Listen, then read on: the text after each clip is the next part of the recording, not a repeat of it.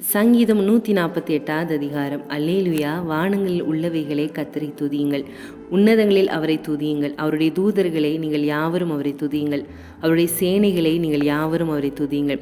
சூரிய சந்திரரே, அவரை துதியுங்கள். பிரகாசமுள்ள சகல நட்சத்திரங்களே, அவரை துதியுங்கள். வானாதி வானங்களே, அவரை துதியுங்கள். ஆகாய மண்டலத்தின் மேலுள்ள தண்ணீர்களே, அவரை துதியுங்கள். அவைகள் கர்த்தரின் நாமத்தை துதிக்க கடவது. அவர் கட்டளையிட அவைகள் சிருஷ்டிக்கப்பட்டது. அவர் அவைகளை என்றென்றைக்கும் உள்ள சதா காலங்களிலும் நிலைக்கும்படி செய்தார். மாறாத பிரமாணத்தை அவைகளுக்கு நியமித்தார்.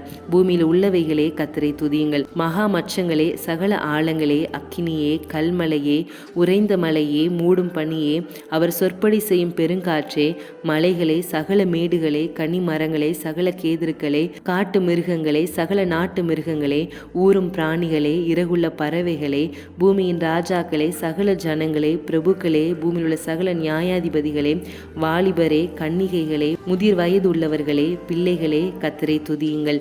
அவர்கள் கர்த்தரின் நாமத்தை துதிக்க கடவர்கள். அவருடைய நாமம் மாத்திரம் உயர்ந்தது. அவருடைய மகிமை பூமிக்கும் வானத்திற்கும் மேலானது. அவர் தம்முடைய பரிசுத்தவான்கள் யாவருக்கும் தம்மை சேர்ந்த ஜனமாகிய இஸ்ரவேல் புத்திரருக்கும் கொண்டாட்டமாக தம்முடைய ஜனத்திற்கு ஒரு கொம்பை உயர்த்தினார். அல்லேலூயா.